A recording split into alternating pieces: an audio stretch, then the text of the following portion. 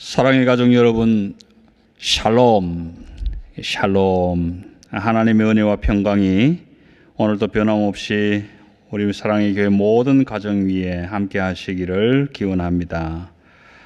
5월 들어서 두 번째 주일 아침입니다. 우리 온 가족이 함께 한자리에 둘러앉아서 우리에게 안식과 평강을 주시는, 일용양식을 주시는, 우리 죄를 용서하시는, 그리고 우리를 영원히 살게 하실 구원의 하나님, 우리 하나님 앞에 함께 예배를 드리겠습니다.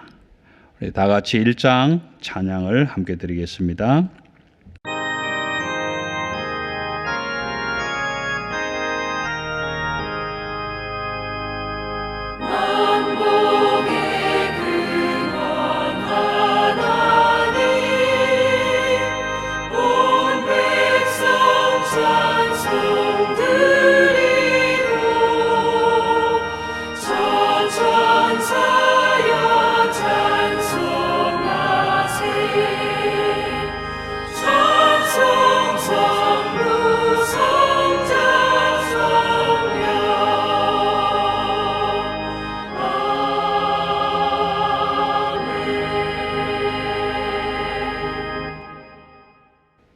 주는 나의 찬송이시오니 나를 고치소서. 그리하시면 내가 낫겠나이다.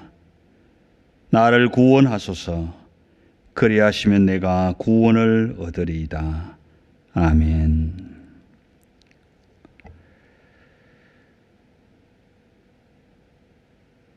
우리를 늘 사랑해 주시는 아버지 하나님, 이 땅 살아가는 모든 일들 위에 날마다 경험하는 환난과 고통과 시련이 있지만 그 가운데서도 우리를 지켜주시고 인도하신 하나님의 은혜를 감사합니다. 이 아침에도 하나님께서 허락하여 주신 교회에 속해 있는 모든 가정들마다의 하나님의 은총과 평강을 허락하여 주옵소서. 환난과 풍파 많은 세상 살아가는 동안에 하나님의 샬롬 안에서 평강을 누리게 하여 주옵소서. 5월 두 번째 안식일의 아침입니다. 두 손을 함께 모으고 아빠를 부르는 모든 식구들, 모든 자녀들 위해 하나님의 은혜를 충만하게 입혀 주시옵소서. 감사를 드리며 우리 주 예수 그리스도의 이름으로 기도드리옵나이다. 아멘.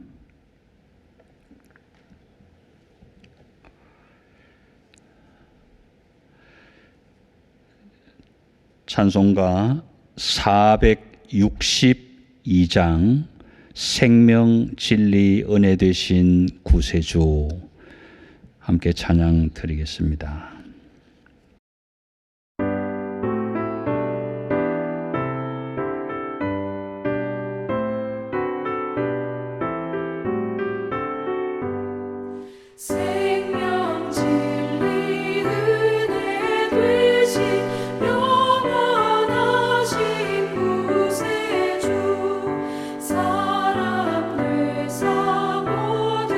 인류 구원하여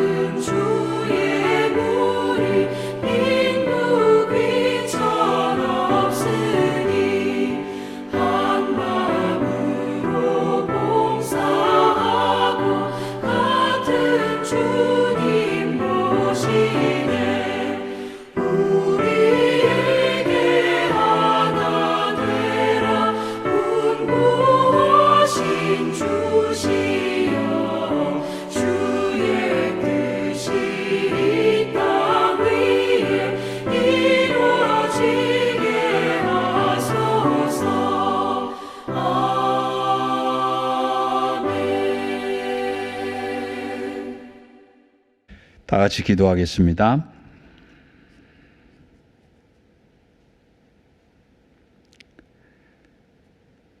하늘에 계신 아버지여, 우리는 세상에서 늘 환난과 고통과 시련 가운데 있습니다. 우리의 삶이 양의 가죽을 쓴 이리 같은 유혹들이 날마다 다가옵니다. 때로 우리는 그것이 유혹인지 시험인지도 구별을 못하지만, 분별할 수 있는 지혜도 없지만, 더더욱이나 그 유혹에 휩쓸리지 않을 굳은 마음도 지키지 못하지만,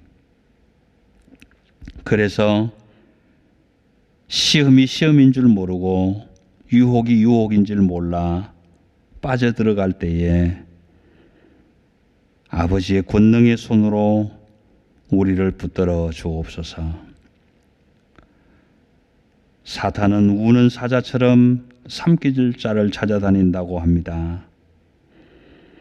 그럼에도 불구하고 십자가 부활로 승리하신 하나님의 나라가 다가오고 있습니다.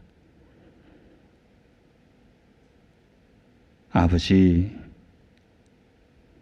우리는 그 나라의 백성들로 살고 싶습니다. 다가오는 시험과 유혹 이겨낼 수 있도록, 그래서 끝까지 승리하고 마지막 심판의 기쁨을 누리게 하여 주옵소서.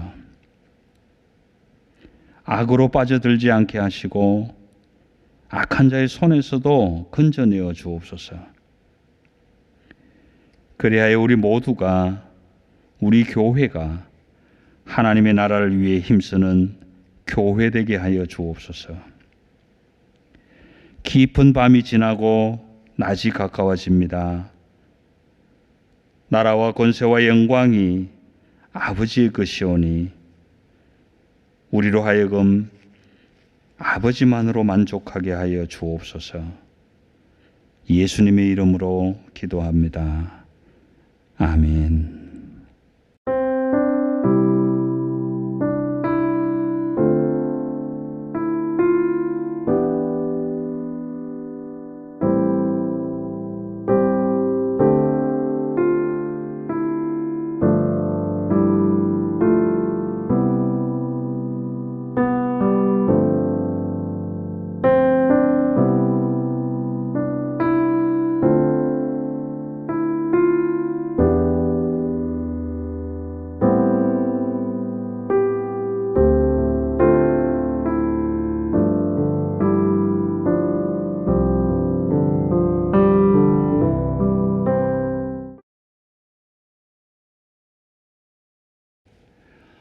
오늘 주시는 하나님의 말씀 함께 묵상하기를 원합니다.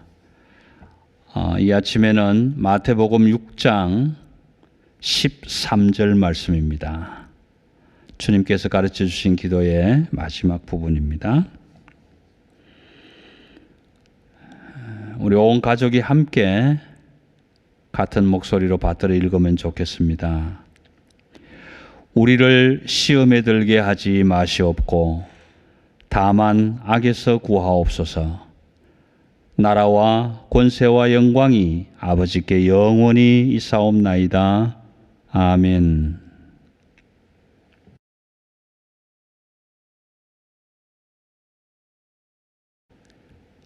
유대인들은 하루에 3번씩 기도한다고 합니다.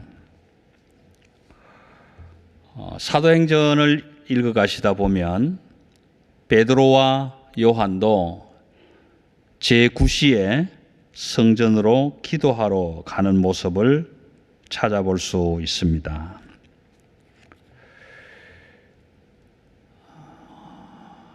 그런데 여러분, 우리는 언제 기도하죠? 식사 식사 기도는 제대로 하고 있는 겁니까?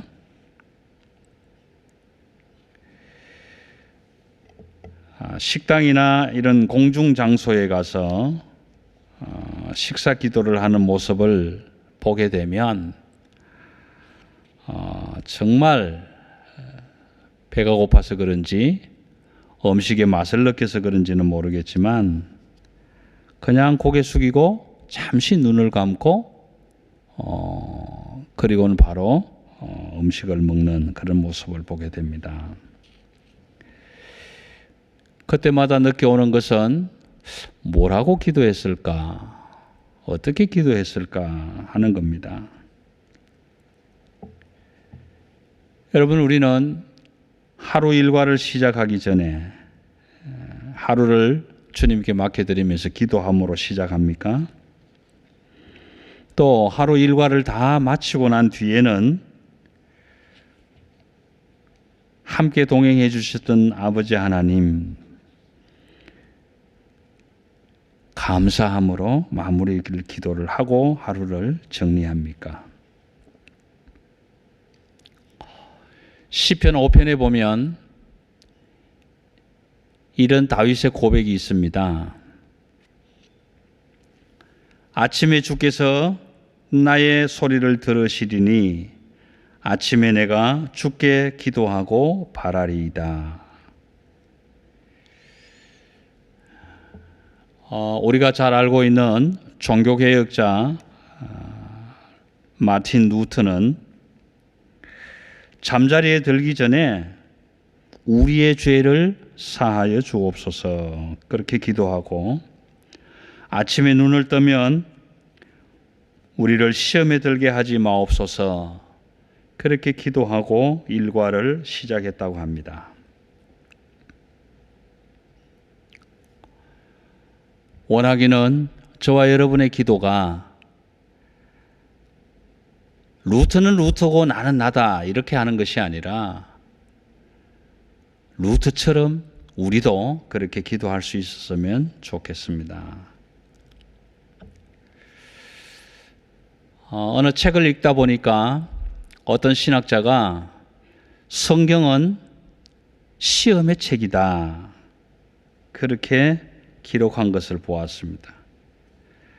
여러분, 성경은 시험의 책이다. 여러분들은 어떻습니까? 저는 그 신학자의 말에 충분히 인정이 가고 동의가 됩니다. 왜냐하면 물론 이 시험은 하나님의 시험은 우리를 테스트하는 시험이지만 유혹은 아닙니다. 그런데 하나님의 말씀을 읽고 또 읽고 그렇게 묵상하다 보면 어떻게 그렇게 잠이 잘 오는지 이렇게 읽다 보면 그 책이 꼭 레위기가 아니고 그 책이 꼭 역대기가 아닌 족보의 내용이 아니더라도 언제 잠이 들었는지도 모를 만큼 그렇게 잠이 잘 옵니다. 두 번째는 성경을 읽어보면 하라 하지 마라 이런 부분들이 참 많이 나옵니다.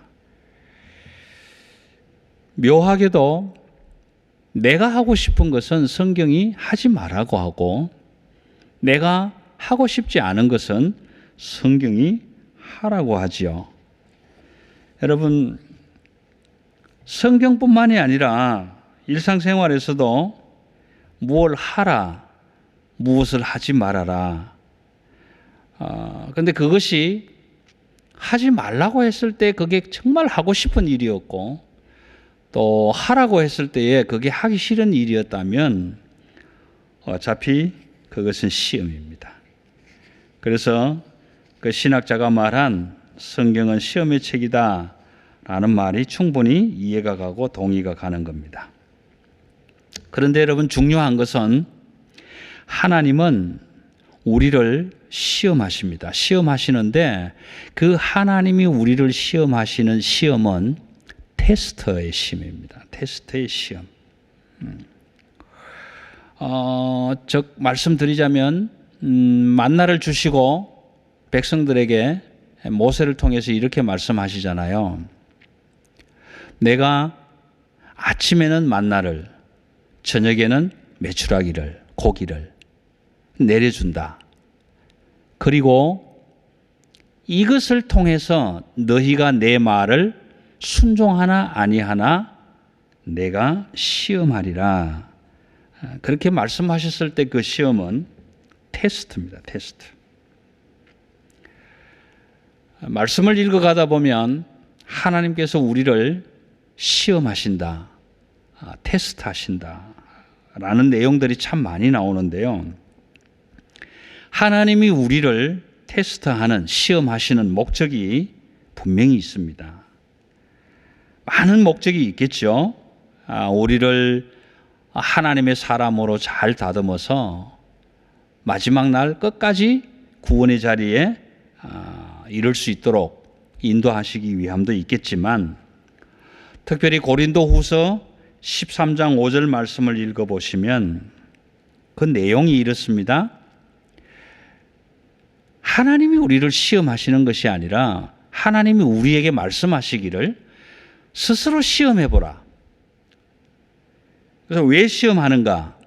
내가 믿음에 든든히 서 있는가를 점검해보아라. 스스로 점검해보아라. 믿음에 든든히 서 있는가? 그리고 내 안에, 우리 안에 그리스도 예수 우리 주님이 동행하고 있는가, 임재하고 있는가를 알아야 한다라는 것입니다. 스스로 시험해서 깨달아라는 것입니다. 그런데 마지막 구절은 이렇게 기록합니다. 만약 스스로 자기를 시험해서 그렇지 아니하면 버리운 자가 됨이라. 하나님께 버림받은 자가 된다라는. 다시 말하면 내가 믿음에 든든히 서 있지 못하고 그래서 내 안에 그리스도 예수 주님이 함께 계시지 아니한다면 나는 이미 버리운 자가 된다라는 겁니다. 하나님께 버림받은 자가 되지 않기 위해서 하나님은 우리를 스스로도 시험해 보라고 말씀하시는 겁니다. 주님께서 가르쳐 주신 기도의 내용 중에 오늘 마지막 부분 13절은 우리를 시험에 들게 하지 마시옵고 다만 악에서 구하시옵소서, 그렇게 기도합니다. 마태가 사용하는 시험이라는 이 헬라어 단어는 페이라스모스라는 단어입니다. 이 페이라스몬이라는 이 용어는 시험, 유혹을 이야기할 때도, 시험을 이야기할 때도 같이 쓸 수 있는 단어입니다. 그래서 시험을 유혹으로 바꾸면 우리를 유혹에 들게 하지 마시옵고, 이렇게도 번역을 할 수가 있게 되는 겁니다. 그 뒤따라 나오는 들게 하지 마시라는, 들게 하지 마라는, 이것이 성경적 언어로 번역을 하다 보니까 좀 표현이 그러긴 한데, 좀 쉽게 바꾸어서 말씀을 드리면 우리를 인도해달라, 이끌어달라, 또는 끌어잡혀 당겨달라, 끄집어내달라, 뭐 이런 여러 가지 의미로 해석할 수가 있을 것입니다. 다시 말해서 이 기도 13절의 기도는 우리가 이 땅을 살아가는 동안에 알게 모르게 또는 알면서도, 분명하면서도 다가오는 여러 가지 유혹과 시험이 있습니다. 그런데 때로는 우리가 유혹인 줄 알면서도, 시험인 줄 알면서도 빠져들어갈 때가 있습니다. 또 내가 내 마음을 굳게 지키지 못해서 그것이 유혹인 줄 뻔히 알면서도 또 빠져들어갈 때가 있습니다. 그럴 경우에 하나님, 아버지, 나는 힘이 없습니다. 능력이 없습니다. 지혜도 분별력도 없습니다. 그러니 혹 내가 알거든 모르거든 시험이나 유혹에 빠져들어갈 때에 하나님이 손으로 나를 잡아당겨 주세요. 끄집어내 주세요. 안 빠지게 해 주세요. 그렇게 하는 기도인 것입니다. 이 의미를 좀 설명을 드리면 우리가 어릴 적에 초등학교 다닐 때 운동회를 하면 천군과 백군이 줄당기기 시합을 하지 않습니까? 1학년부터 6학년까지 다 모이기도 하고 빠지기도 하고 하지만 어쨌든 양편 숫자를 다 정해서 이제 줄당기기를 하는데 예를 들어서 천군과 백군의 점수가 너무 차이가 많이 나는 경우가 있을 때에 줄당기기를 하면 그 지고 있는 팀의 점수를 좀 올려주기 위해서 갑자기 뒤에서 아무도 모르게 선생님들이 줄을 당겨주는 경우가 있어요. 그러다 보면 한쪽으로 막 밀려가다가도 갑자기 당겨오는 그런 느낌을 우리가 경험해 본 적이 있습니다. 이와 마찬가지로 유혹이라는 것이, 시험이라는 것이 나도 모르게 나를 꽉 사로잡고 막 그 뻘탕 같은 진흙구덩이 같은 그 속으로 막 잡아당기고 있을 때에 안 가고 싶은데 이거 좀 누가 안 빠지게 해주면 좋겠는데 그럼에도 불구하고 의지가 약하고 힘이 약해서 끌려 들어가는 그 순간에 하나님의 권능의 손 펴신 강한 오른팔로 나를 꽉 잡아서 빠지지 않게 당겨내어 달라고, 건져내어 달라고 그렇게 하는 기도입니다. 왜 이렇게 우리가 기도해야 되는가? 잠시 말씀드렸지만 우리는 유혹이나 시험, 템테이션 같은 것을 분별하는 지혜가 부족합니다. 또 그것이 유혹인 줄 알아도 물리칠 수 있는 힘이 없습니다. 능력이 부족합니다. 그래서 우리는 기도할 수밖에 없습니다. 또 한편으로는 절대로 내가 유혹에 빠지지 않을 거야.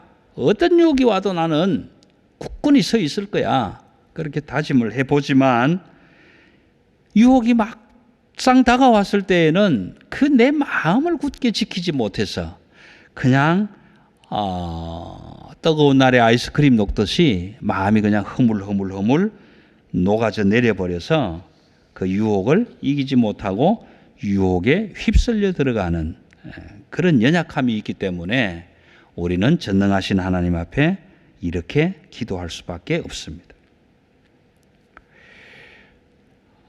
성경에서 소개하는 시험의 유형들을 몇 가지 좀 살펴보면 이 말씀이 조금 더 이해가 빨리 되리라 생각이 됩니다.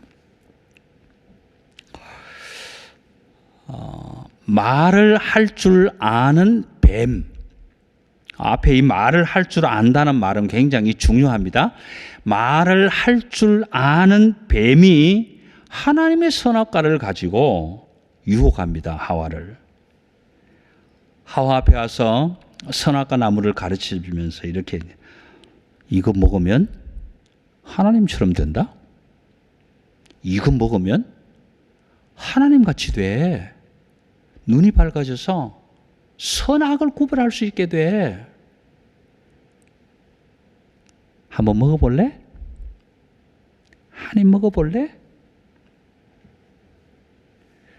그랬을 때 하와의 눈에는 그것이 보암직도 하고 먹음직도 하고 지혜롭게 할 만큼 탐스럽게도 보인 겁니다.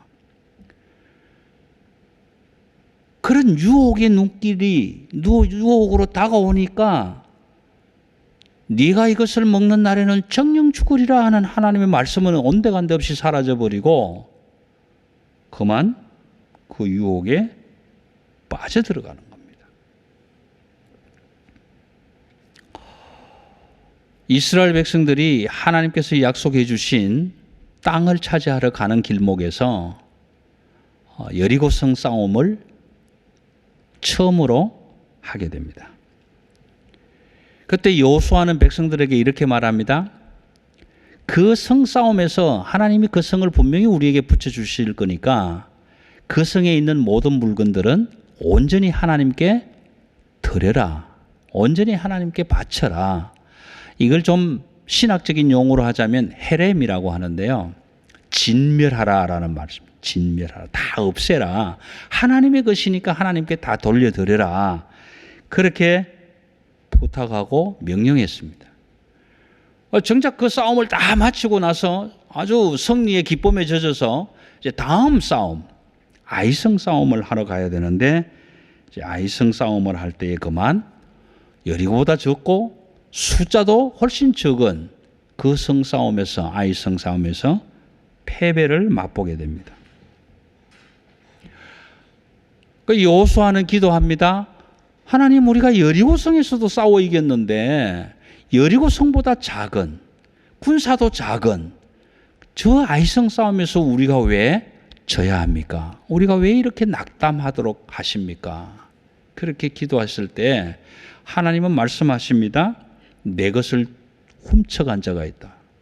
도둑질해 간 자가 있다. 그래서 그 하나님의 것을 누가 도둑질해 갔는가, 이것을 하나님의 방법을 따라서 조사해 가다 보니까 아간이라는 사람이 지목되게 됩니다.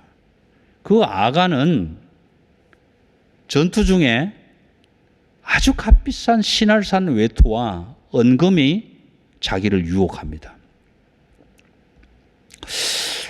하나님께 다 드리라? 하나님께 다 바쳐라? 그래야지. 그런데 어차피 불 태울 거잖아, 이거. 어차피 불에 태울 건데 뭐 외투 하나 정도 내가 좀 가진다고 해서 무슨 문제가 되겠어? 그래서 자기 마음을 지키지 못하고 그 값비싼 세상의 물건 때문에 유혹을 받습니다. 그럴 때 아니야, 이건 하나님이 다 태우라고 한 거야, 절대 내가 가질 수가 없는 거야. 그럼 마음을 지켰으면 얼마나 좋겠습니까마는 그 마음을 지키지 못하고 그만 그것을 감추게 됩니다. 그 이유 때문에 아이성 싸움에서 패배를 당하게 되는 거죠. 이스라엘 백성들이 사사기를 읽어보면 우리도 저 강한 나라들처럼 왕이 있으면 좋겠다, 왕을 세워달라, 그렇게 해서 결국 처음 왕으로 세워준 사람이 사울입니다. 이 사울 왕은 하나님이 보시기에 아주 마음에 흡족한 왕이었지만 마지막에는 하나님이 버려버린 왕이 되고 맙니다. 왕정 중에 아말렉과의 싸움을 하게 되는데, 물론 블레셋과의 싸움에서도 사무엘을 기다리지 못해서 자기가 제사장 역할을 하면서 예배를 드려버리는 실수도 범했지만, 아말렉과의 싸움에서 이렇게 합니다. 하나님이 사무엘이 분명히 얘기합니다. 아말렉을 쳐서 모든 것을 다 진멸해라. 하나님께서 다 그렇게 말씀하셨다.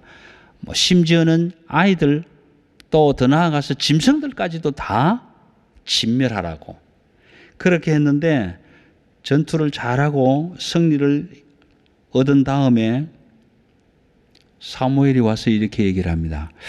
여러분, 참 이상하지 않습니까? 다른 사람에게는 들리지 않았는데 선지자 사무엘에게는 그 건강한 소의 울음소리가 들려버린 거예요. 그래서 사무엘은 사울에게 와서 이렇게 얘기를 합니다. 왜 하나님이 다 진멸하라고 했는데 남겨놓았느냐고. 왜 내 귀에 들려오는 이 소의 울음소리는 무엇이냐고 왕을 추달하니까 사울은 이렇게 변명합니다. 백성들이 당신의 하나님께, 사울은 나의 하나님이 아니라 사무엘을 바라보면서 백성들이 당신의 하나님께 제사하려고, 예배를 드리려고, 희생제물로 쓰려고 좋은 것을 남겨두었습니다. 그렇게 변명했을 때에 사무엘은 사울에게 하나님이 당신을 버리실 것입니다, 왕위를 다른 사람에게 넘겨줄 것입니다. 라고 했습니다. 사울의 왕권을 넘겨받은 다윗 왕을 한번 보십시다. 다윗 왕은 왕이 되어서 손수 직접 전장을 지휘하고 병사들에게 명령을 하고 전쟁을 치루어야 할 왕인데 조금 등이 따뜻해지고 배가 불러지고 나라가 조금 강성해지니까 군사들만 내보내고 자기는 어느 날 왕궁에서 어슬렁어슬렁 거닐다가 때마침 저녁 무렵에 남의 집 아낙네가 목욕하는 모습을 보게 됩니다. 여러분, 목욕하는 모습을 보았으면 본 것으로 끝나면 되지. 왜 그 여자가 누구인지, 누구 집 여자인지 알아보고 조사해서 불러와서 꼭 그렇게 간음을 해야 되는가? 이 다윗의 이야기를 읽으면요, 다윗이 그렇게 마음을 지키지 못했을까? 여러분, 다윗의 마음을 한번 생각해 보세요. 어릴 적에 골리앗이라는 적장을 만나서 싸움을 할 때 그 장면을 한번 생각해 보세요. 키가 2m 가까이 되는 골리앗이 큰 칼을 들고 이스라엘에 나와 대적할 자가 누가 있느냐, 이 개보다 못한 것들아 막 이렇게 할 때에 불과 약관의 나이도 안 되는 다윗은 물맷돌 5개를 들고 물매를 가지고 나가면서 그렇게 고백하지 않습니까? 너는 칼과 단창으로 나오지만 나는 만군의 여호와의 이름으로 나아간다고. 그렇게 고백했던 그 젊은 날의 신앙의 마음은 어디 가고 왕이 되어서 그 다른 남자의 아내인 여자가 목욕하는 그 모습에 그 마음을 지키지 못했다는 게 여러분 이해가 갑니까? 여담이지만 그 다윗이 오늘날 이 시대에서 시드니에 있는 본다이 비치를 가든지 아니면 누드 비치를 가면 어떤 일이 벌어질까요? 참 상상이 안 되는 그런 생각이. 신약에 넘어오면 하나님께 드릴 예물을 가져오다가 감추어 버린 사건이 하나 나타납니다. 아나니아와 삽비라는 사람이 재산을 다 처분을 하고 하나님께 드릴 예물을 준비해서 드려야 하는데 그 예물 중에 얼마를 감추니라 그랬습니다. 그 예물을 감추고 성전에 나와서 당시에 베드로 사도 앞에 나머지 예물을 갖다 놓았는데, 아니 감춘 사실은 자기들만 알아야 되는데 베드로가 그걸 어떻게 알겠냐고요. 그런데 베드로 사도는 두 사람에게 그렇게 얘기를 합니다. 네 것을 가지고 네 마음대로 할 수 없더냐. 여러분, 굉장히 중요한 말입니다. 내 것을 가지고 내 마음대로 못하나? 너의 것을 가지고 너의 마음대로 할 수가 없더냐? 여러분, 이 말 속에는요, 너의 재물을 가지고 너 마음대로 못했냐? 이런 얘기. 그리고 그 재물을 가지고 이렇게도 저렇게도 할 수 있는데 그걸 하나님께 드리겠다고 한 마음을 지키지 못했냐? 네 마음도 네 마음대로 못했냐? 이런 말씀이거든요. 여러분, 오늘 우리가 이 세상을 살아가면서 이 베드로 사도의 충고는 꼭 기억해야 됩니다. 네 것 가지고 네 마음대로 못하냐? 하나님께 드린다고 작정해놓고 그것도 네 마음대로 안 되더냐? 하나님께 드리려고 하다가 그것도 좀 빼고 그것도 좀 감추고 그래야 되겠더냐? 여러분, 이 말씀은 오늘 이 시대로 살아가는 저와 여러분들에게 굉장한 충격으로 다가오는 말씀입니다. 자, 그 반면에 요셉의 이야기를 한번 보겠습니다. 요셉은 형들의 시기에 팔려가서 애굽에 가게 됩니다. 그래도 하나님께서 버리시지 않고 그 길을 지키셨다라는 것을 요셉의 삶을 통해서 우리가 바라볼 수 있게 되지만 그 보디발의 집에 들어가서 하인으로 있을 때에 보디발의 아내가 계속 유혹합니다. 물론 젊고 또 뭐 요셉이 잘생겼는지는 모르겠지만 또 그런 부분들도 있겠고 뭐 아무튼 아무렇게나 간에 그 여인이 보디발의 그 아내가 되는 여인이 그 젊은 요셉을 자꾸 유혹을 하니까 웬만하면 여러분 세상 살다 보면요 줄서기를 잘해야 된다고 그러는데 그 젊은 친구가 웬만하면 못 이기는 척하고 붙들려 갈 수도 있었을 거라고요. 요즘 같으면 그렇지 않겠습니까? 예를 들어서 내가 섬기는 큰 지위가 높은 장군의 뭐 부인이든지 아니면 무슨 대통령의 부인이든지 아니면 뭐 국회의원 부인이든지 이런 뭐 부인들이 자기 집에 시중 들고 있는 운전기사라든지 뭐 하여튼 이렇게 종으로 들어와 있는 젊은 사람을 보고 유혹을 하면 뭐 어찌 생각하면 한편으로는 야 지금이 기회다 때는 왔다 그러고 못 이긴 척하고 눈 감고 질질 끌려갈 수도 있었을 텐데 요셉은 보디발의 아내가 못생겼는지 뚱뚱했는지 모르겠지만 이렇게 고백합니다. 내가 하나님 앞에서 어떻게 이 큰 죄악을 저질러서 하나님 앞에 내가 죄를 짓겠습니까? 안 됩니다. 그리고 우통 벗어놓고 도망 나오잖아요. 그 윗도리를 벗어놓고 도망 나온 것 때문에 보디발의 아내는 그 요셉의 윗도리를 들고 있다가 자기 남편에게 히브리에서 잡아온 저 종이 나를 겁탈하려고 했다. 그렇게 해서 누명을 뒤집어 씌우고 감옥에까지 가게 되는 겁니다. 자, 여러분 한번 보십시다. 우리의 마음을 지키는 일이 그렇게 쉽지 않습니다. 내 힘으로는 어렵습니다.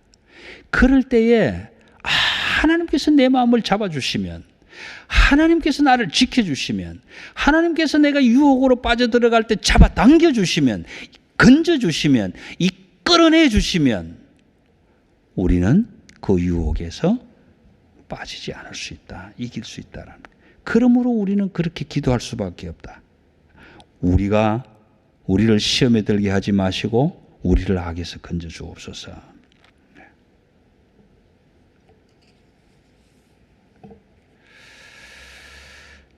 마태는요, 누가가 기록하지 않은 내용 하나를 더 기록합니다.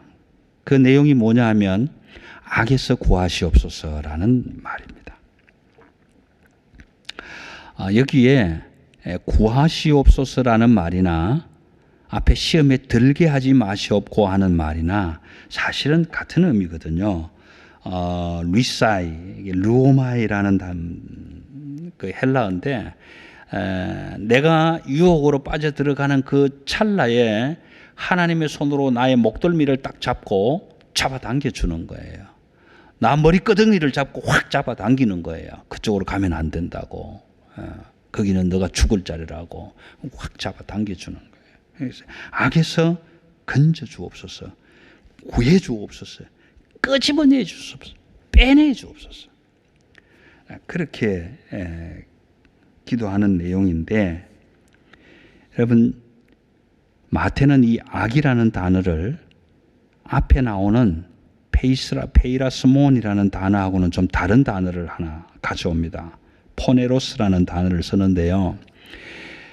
마태가 이 포네로스라는 단어를 쓰는 이유 중에 하나는 여러분 우리가 악이라고 했을 때 악이 어떤 무서운 공포감이나 또는 아주 추하고 더러운 것이나 이런 것으로 나타나기도 하겠지만 성경은 악을 의인화시킵니다. 다시 말하면 악이라는 힘이 작용할 때 그 힘을 행사하는 사람으로 본단 말이에요. 그래서 사탄을 악한 자, 거짓말하는 자, 유혹하는 자, 분리시키는 자 그렇게 표현하지 않습니까? 그래서 제 성경에는 악이라는 단어 앞에 반괄호 3번이 되어 있지만 어떤 성경책은 5번으로 되어 있는 성경책도 있습니다. 그 3번이든 5번이든 상관없이 악이라는 그 단어 앞에 쓰여진 3번을 따라서 제일 밑으로, 성경책 제일 밑으로 하단으로 내려가면 악한 자에게서도 건져주시고, 다시 말하면 이 악이 어떤 큰 나도 알 수 없는 어떤 그런 것만이 아니라 그런 악한 것을 행사하는 힘이 있다는 거예요. 힘. 그 힘을 가지고 나타나는 자를 사탄이라고 하는데, 그것을 우리가 표현하자면 사람이라는 거예요. 사람. 악한 일을 행사하는 사람. 내가 혹시라도 내가 알 수 없는 악이라는 것에 빠져들 때도 하나님 나를 건져주시기를 원합니다. 그러나 악한 자의 손에 붙들려서 내가 빠져나오지 못할 때에도 하나님 나를 빼내주십시오. 건져내주십시오. 구해주십시오. 그렇게 기도할 수밖에 없는 것이 저와 여러분이라는 것입니다. 왜요? 우리 하나님은 힘있고 권능 있고 그렇잖아요. 우리 하나님은 힘있고 권능이 있어 못할 것 아주 없네요. 그래서 우리는 하나님께 기도합니다. 자, 그러면 여기서 우리가 한번 좀 생각해 볼 문제가 하나 있습니다. 지금까지 주님께서 가르쳐 주신 기도의 내용을 공부하면서 첫 단락에서는 하나님의 나라에 오심, 그 하나님 나라에 오심은 이름이 거룩히 여김을 받고 나라가 임하시고 하늘에서 이룬 뜻이 땅에서도 이루어지는 그 하나님 나라에 오심은 하나님의 충만하심으로 다스려지는 나라라고 말씀드렸습니다. 그 하나님의 나라가 땅에도 이루어져서 사랑의 이중계명, 하나님 사랑, 이웃의 사랑이라는 그것으로 하나님 나라가 이루어지고, 그 이루어진 하나님의 나라를 사랑의 이중 계명으로 다스려가는 통치가 이루어질 텐데, 그런 하나님의 충만하심으로 이루어진 그 나라에 무슨 악이 있고 무슨 유혹이 있어서 우리는 기도해야 되는가라는, 하나님의 나라에 무슨 악이 있을까? 무슨 유혹이 있을까? 하나님이 충만하신데, 은혜가 충만한데, 사랑이 충만한데, 죄를 다 용서해주고 용서받은 만큼 용서하고 용서한 만큼 용서받는 그 하나님의 나라에 무슨 유혹이 있겠는가? 여러분, 마태복음 6장 33절을 다시 한번 묵상하면 좋겠습니다. 하나님의 나라가 이루어지고 하나님의 충만하심이 가득하지만 우리는 거기에만 머물러 있고 싶은 마음이 없다라는 거예요. 때로는 세상으로 나가고 싶은 거예요. 하나님의 나라 좋지. 모든 것이 다 충만하고 좋지. 그런데 그럼에도 불구하고 세상이 자꾸만 나를 부르는 거예요. 그러니까 내가 마음을 굳게 지켜서 하나님 나라에 딱 버티고 서 있지 못하고 자꾸만 세상을 끼어다고 그쪽으로 가고 싶은 거예요. 여러분, 이것을 하나님 나라의 충만하심 속에서도 이루어지는 유혹이라는 겁니다. 유혹. 보세요. 6장 33절. 너희는 먼저 그의 나라와 그의 의를 구하라. 그리하면 이 모든 것을 너희에게 더하시리라. 근데 문제는 먼저 그의 나라와 그의 일을 안 구한다는 거예요. 이 무슨 얘기냐 하면, 하나님의 나라가, 내가 하나님의 이름을 부르고 내가 하나님께 이 모든 죄를 회개하고 용서받고 하나님의 백성이 되고 하나님의 자녀가 되어서 내 삶의 터전이 내가 서 있는 곳이 거룩한 곳 하나님의 땅, 하나님의 나라가 되었음에도 불구하고 그 하나님의 나라를 지속적으로 하나님 계속해서 나를 다스려 주옵소서 기도하는 것이 아니라, 세상을 끼욱끼욱거리면서 세상이 부르는 손짓에 자꾸만 눈길을 돌린다는 거예요. 하지 말라는 것이 자꾸 하고 싶어지는 거예요. 이것이 유혹이라는 거예요. 하나님 사랑하라, 이웃 사랑하라, 7번씩 70번도 용서해 주라, 자꾸 그렇게 말씀하시는데 안 하고 싶은 거야. 이게 난 저 사람은 안 돼, 도저히 안 돼, 내 눈에 흙 들어갈 때까지는 안 돼, 용서 못해, 자꾸만 세상적으로 가려는 거예요. 여러분, 내가 선 자리, 내가 선 곳, 거룩한 곳, 그곳에서 신을 벗고 세상에 때 묻은 신발을 다 벗고 하나님의 거룩한 자로 살아가는 그것을 끝까지 지켜가는 것이 믿음인데, 우리는 때때로 그 믿음을 버리고 세상을 향해서 자꾸만 다가가고 있다 이 말이에요. 마치 사탄이 우리를 유혹할 때 그렇게 하는 겁니다. 여기 좋은 것 있다. 여기 맛있는 것 있다. 여기 아름다운 것 있다. 이거 한번 먹어봐.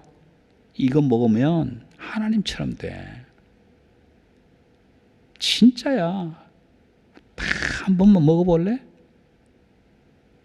그러면 여러분, 어느 사람이 하나님처럼 된다는데 싫어할 사람이 있겠냐고요. 아마 그런 유혹이 오면, 이거 먹으면 하나님처럼 된다는 유혹이 온다면 제일 먼저 넘어갈 사람이 저예요. 저. 여러분, 하나님의 종이라는 목사가 됐는데 목사가 하나님처럼 되면 얼마나 좋을까. 다른 사람의 마음속도 알아보고 다른 사람의 죄도 막 저 멀리 저 먼 나라에서 일어나는 일도 막 보고 그래서 예언하고 얼마나 좋겠냐고요. 얼마나. 여러분, 엘리야 선지자처럼 되면 얼마나 좋을까. 엘리사처럼 되면 얼마나 좋을까. 엘리사 시대에요, 아람의 장군 나아만이 문둥병이 걸려서 소문을 듣고 치료하러 오잖아요. 많은 선물을 가지고 엘리사에게 치료하러 옵니다. 그런데 엘리사가 다가올 때에 이미 나아만이 올 때에 이미 엘리사는 알고 있었고, 그래서 이렇게 대문 앞에 문 밖에 들어오기도 전에 가서 씻어라. 요단강에 가서 씻어라. 우리나라에 그 좋은 강에 가서 씻어라. 7번 씻어라. 그러니까 이 나아만이 그러잖아요. 아니 뭐 우리나라에는 강이 없냐? 엄청 좋은 강들도 많은데 씻으려면 거기 가서 씻지. 이 더러운 물, 구정물 같은데 여기서 내가 씻으려고? 그러잖아요. 그러고는 획 돌아서 갑니다. 돌아서 가는데 나만 장군의 시중을 드는 부하가 이렇게 얘기를 합니다. 장군, 아니 그깟 7번 씻는 것이 뭐 그렇게 힘듭니까?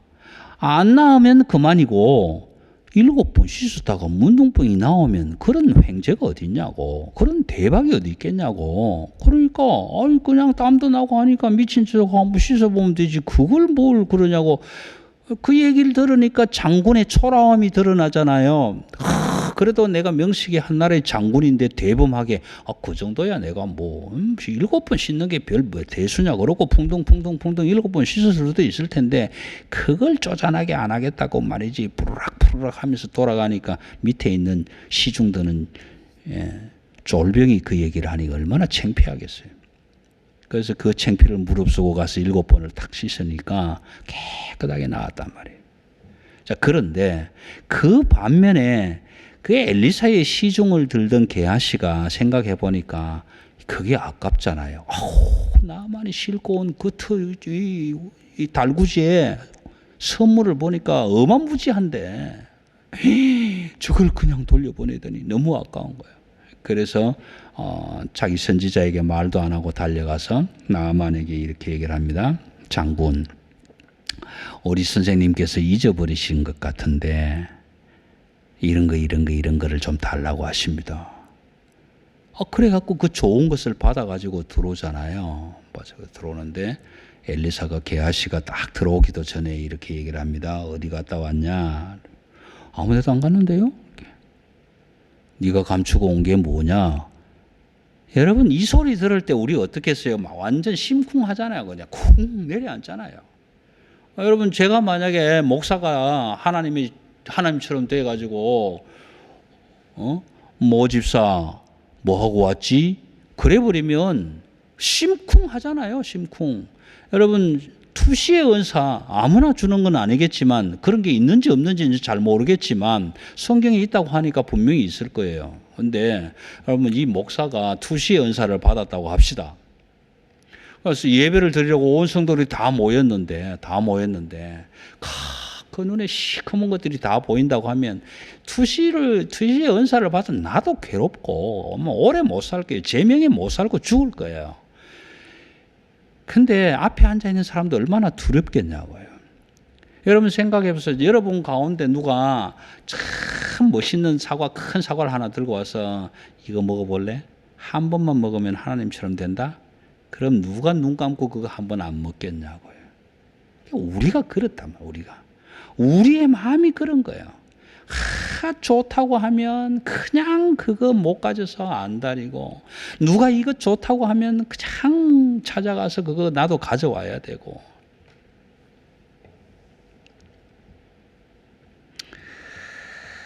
여러분, 내 힘과 능력, 분별력, 지혜, 용기 모자라서 나는 불가능합니다.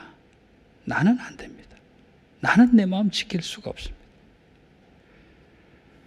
그러니 하나님, 불가능을 가능케 하시는 당신이 나를 붙잡아 주옵소서. 불가능을 가능케 하시는 당신이 나를 건져내 주십시오. 불가능을 가능케 하는 당신이 나를 끄집어내 주십시오. 유혹에 빠져들어가지 않도록, 악한 자의 손에 붙들리지 않도록 하나님 당신이 나를 건져 주옵소서. 우리는 그렇게 기도할 수밖에 없는 거예요. 그래서 잠언에는 이렇게 교훈합니다. 잠언 4장 23절, 무릇 지킬 만한 것 중에 내 마음을 지켜라. 생명의 근원이 이에서 남이리라. 여러분, 마음을 지키는 것이 생명의 근원이다. 그런데 우리는 유혹을 받을 때마다 그 마음을 지킬 수가 없단 말이에요. 마음을 못 지키면 생명의 근원이 사라지고 죽을 수밖에 없는. 그래서 우리는 하나님 앞에 기도합니다.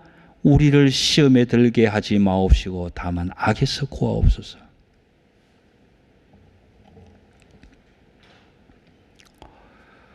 여러분, 예수님이 이 땅에 오셔서 하나님 나라의 운동을 할 때 설교, 프리칭, 설교도 하시고 또 교육도 하시고 또 병도 고치시고 봉사도 하시고 이렇게 하셨는데, 병자, 환자를 고칠 때마다 예수님은 이렇게 선포합니다. 내 죄사함을 받았느니라. 자리를 들고 일어나 걸어가라. 그렇게 선언할 때마다 바리새인들과 서기관들은 항상 시비를 걸죠. 아니, 네가 누군데? 죄사함의 권세는 하나님께만 있는데 네가 뭐라고 죄사함을 입었느니라고 받았느니라고 선포하냐? 그렇게 시비를 걸어올 때마다 예수님은 이렇게 말씀하십니다. 내 병이 나았느니라 하는 말과 내 죄사함을 받았느니라 하는 말, 두 말 중에 어느 것이 쉽겠느냐? 당연히 네 병이 나았느니라 하는 말이 쉽죠. 쉽죠. 우리가 누구길래 죄사함을 선포할 수 있습니까? 아니요. 여러분, 캐톨릭의 그 고해성사를 담당하는 신부가 내가 가서 지난 주일에 나는 이런 죄를 저질렀습니다. 그러면 고백하면 네 죄를 사함 받아 놓으라 그러고 사탕 하나 주고, 그 사람이 고해성사 담당 신부라고 그 사람이 사해졌다고 하면 사해지는 겁니까? 아니잖아요. 그런데 예수님은 네 병이 나았느니라 말씀하시는 게 아니라 내 죄 사함을 받았느니라 말씀하셨단 말이에요. 왜 쉬운 말도 있는데 굳이 그 어려운 말을 하셨을까? 쉽게 그냥 네 병이 나았다 가라 이러면 될 텐데, 내 죄 사함을 받았느니라. 이 말씀은요, 예수님이 우리의 죄를 용서하기 위해서, 나를 다시 살리기 위해서, 아니 나를 다시 영원히 살리기 위해서 내가 너 대신 십자가에 반드시 죽겠다라는 약속이란 말이에요. 약속. 다시 말하면 네 죄 사함을 받았느니라 라고 말씀해 주신 것은 나의 병이 고쳐질 때에, 내 몸이 완전해질 때에 내가 네 대신 죽겠다라고 말씀하시는 거예요. 내가 네 대신 죽었다. 십자가 희생의 보증을 선포하시는 거란 말이에요. 근데 그것도 모르는 사람들은, 바리새인들은, 서기관들은 네가 뭔데 죄 사함을 받았다고 얘기하냐, 그렇게 시비하지 않습니까? 여러분, 우리가 십자가 구속 십자가 희생, 그 십자가의 속죄를 믿고 나아가는 것은 바로 예수님께서 십자가에 죽으시고 희생 제물이 되셔서 우리의 죄를 깨끗하게 없게 하시고 우리를 영원한 생명으로 약속해 주신 하나님의 나라의 보증이 되기 때문에 그런 것입니다. 여러분, 그러므로 우리는 그렇게 기도할 수밖에 없는 거예요. 이제 마무리하겠습니다. 나라와 권세와 영광이 아버지께 영원히 있사옵나이다. 아멘. 괄호를 묶어놨잖아요.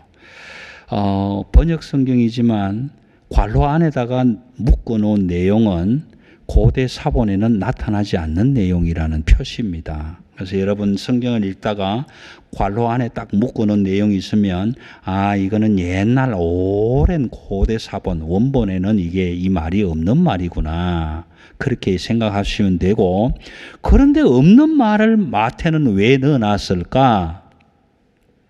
여러분, 이 말은요, 누가복음에 나오는 주기도문 내용하고 비교를 해보면 조금 형식이 많이 갖춰져 있는데, 이것은 예배를 마태가 생각하고 있다는 겁니다. 예배에 쓰여지는 기도로 지금 다듬어서 기록을 하고 있다는 겁니다. 그래서 이렇게 기도하고 너희는 이렇게 기도하라. 그래서 기도하고 난 뒤에 마지막에 나라와 권세와 영광이 아버지께 영원히 있습니다. 아멘. 그렇게 마무리하게 되는 겁니다. 그런데 오늘 제가 이것으로 마무리하고 싶은 이유는 그것입니다. 비록 사본에는 나타나지 않는다, 비록 원본에는 없을지라도 번역 성경이지만 우리말 성경에 나라와 권세와 영광이 아버지께 영원히 있사옵나이다. 아멘. 그렇게 고백할 수밖에 없는 것은 마태의 고백일 수도 있겠지만 저와 여러분의 고백이 되었으면 좋겠다는 거죠. 우리는 이 내용을 이미 첫 단락에서 살펴보았습니다. 하나님 아버지의 이름이 거룩히 여김을 받고 하나님의 나라가 이 땅에 임하고 하늘에서 이루어진 뜻이 이 땅에서도 이루어지는 것, 그것이 마지막에 나라와 권세와 영광이 아버지께 영원히 있습니다라는 고백과 맞물려지는 겁니다. 맞물려지는. 다시 말하면 주기도문의 핵심 내용, 주기도문을 세 가지 내용으로 딱 묶어본다면 이것은 제가 묶어보는 겁니다. 첫째, 주기도문, 주님께서 가르쳐 주신 기도의 내용은 사탄의 나라를 대적하고 사탄의 괴거를 대적하고 하나님의 나라를 세우는 기도다. 하나님의 나라를 세우는 기도다. 두 번째, 물질의 노예, 재물의 종이 되는 것이 아니라 하나님의 자녀가 되기를 원하는 기도다. 그리고 세 번째로는 나라와 권세와 영광이 아버지께 영원히 있다라는 것을 인정하는 기도다. 그렇게 마무리할 수 있을 것입니다. 여러분, 너희는 먼저 그의 나라와 그의 의를 구하라. 그런데 우리 이거 안 구하잖아요.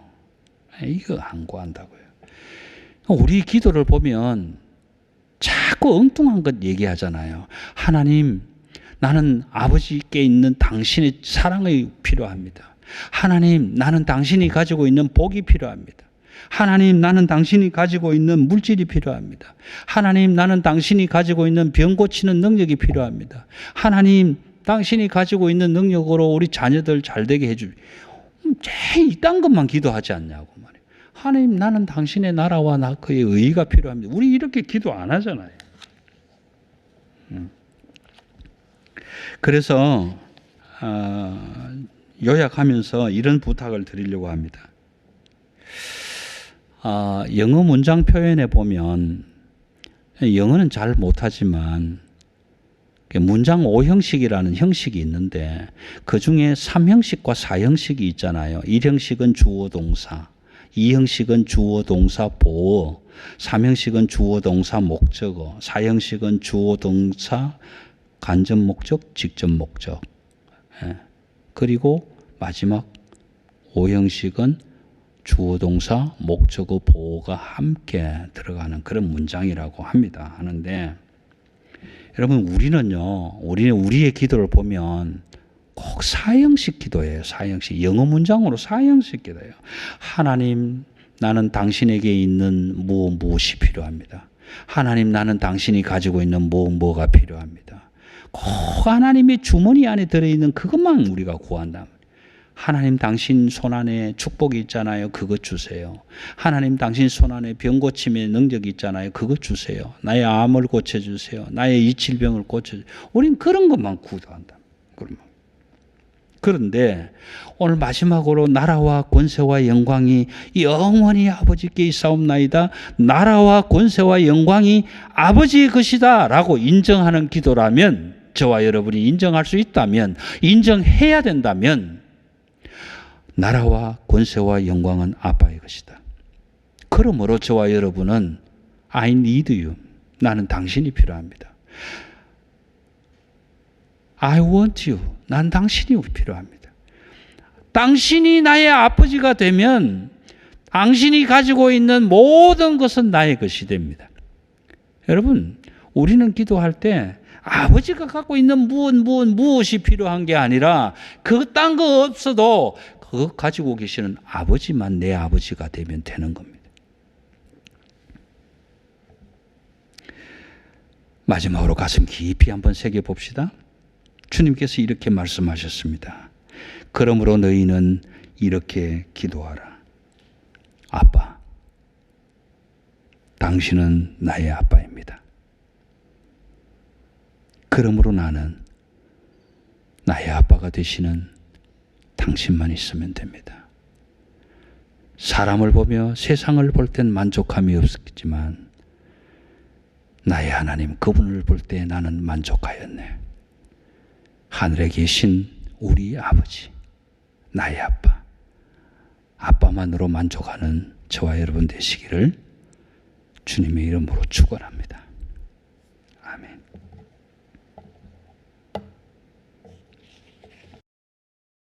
매년 이맘때가 되면 아름다운 가정, 행복한 세상이라는 주제로 저희가 연중 행사로 외부의 강사님들을 모시고 좋은 말씀을 듣기도 하고 또 교육도 받고 했었는데, 비록 올해는 이 행사를 가지지 못하더라도 사랑의 교회 모든 가정들이 주님의 사랑 안에서 아름다운 가정이 되도록 말씀과 기도로 무장해 나가시면 좋겠습니다. 코로나 바이러스 사태가 좀 진정되기는 하지만 아직 안전한 시기는 아닌 것 같습니다. 지속적으로 기도하시고 기초 예방 수칙도 잘 지켜주시면 좋겠습니다. 공적인 예배로 모이기까지는 조금 더 시간이 필요할 것 같습니다. 그날이 오기까지 우리 모든 가정들이 온라인 예배이지만 게을리하지 마시고 잘 지키시고 또 보내드린 주보와 설교 원고를 묵상하시면서 은혜 안에 머물러 계실 수 있기를 부탁을 드립니다. 또한 서로 돌아보아서 혹시 어려움에 처한 이웃들이 있다면 사랑으로 위로하고 또 기도로 봉사로 협력해 주시면 좋겠습니다. 다음 주일 17일 예배 기도는 우리 최린 집사님께서 담당해 주시겠습니다. 이제 다 같이 한번 서로 손잡고 또 허가하고 위로하고 용기 북돋우는 그런 시간 가지면 좋겠습니다. 엄마, 아빠 힘드셨죠? 고생하셨어요. 우리 더 잘할게요. 또 사랑하는 아들아, 딸아, 너희들이 있어서 참 힘이 된다. 그렇게 서로 위로하고 용기 북돋우는 시간이 되면 좋겠습니다. 이제 축복 기도하심으로 5월 10일 두 번째 주일 안식일 예배를 마치겠습니다. 기도하겠습니다. 지금은 우리 주 예수 그리스도의 은혜와 하나님 아버지의 영원하신 사랑하심과 성령 하나님의 함께하시며 도우시며 지키심이 이 세상 살아가는 동안에 날마다 마주하는 시험과 시련과 유혹들이 있지만 그것들을 때로는 잘 알아보지 못하고 분별하지 못하고 설령 분별했다 하더라도 마음이 연약하여서 그것을 지키지 못했을 때에 그래서 그 유혹으로 빠져들어가 죽음의 나락으로 빠져들어가 이 땅에서 허락하신 하나님 나라에서 기쁨을 누리지 못하고 있을 그때에 하나님 권능의 손으로, 능력의 손으로 우리를 붙잡아 내어 주시고 인도하여 주시고 이끌어내 주시고 꺼내 주셔서 오늘 우리가 기도할 때처럼 우리의 시험에 들게 하지 마시고 다만 악에서 건져 주옵소서. 나라와 권세와 영광이 영원히 아버지의 것이니 나는 아빠만으로 만족합니다. 기도하는 온 가족들 위해, 가정들 위해, 우리 사랑의 교회 위해, 이 지구상의 모든 교회들 위해 이제로부터 영원토록 함께 하시기를 간절히 축원하옵나이다. 아멘.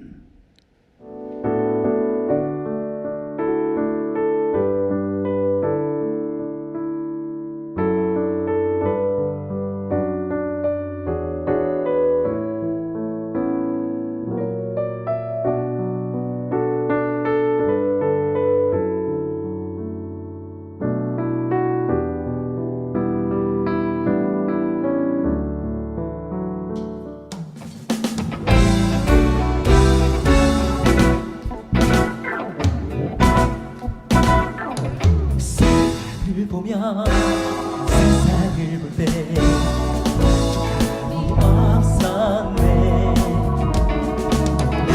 하나님 그분을 볼 때 나는 만족하였네. 여러분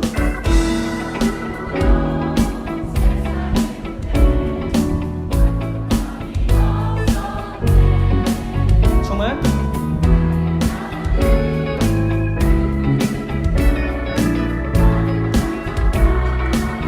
정말이십니까? 저기는 나는 태양을 보라. 또 저기 서 있는 산을 보아라. 천지 지으신 우리 여호와 나를 사랑하시니 나의 하나님 한 분만으로 나는 만족하였네.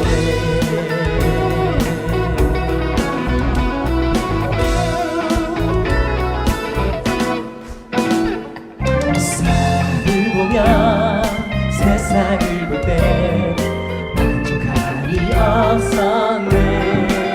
아멘. 나의 하나님 그분을 볼 때 나는 만족하였네. 박수며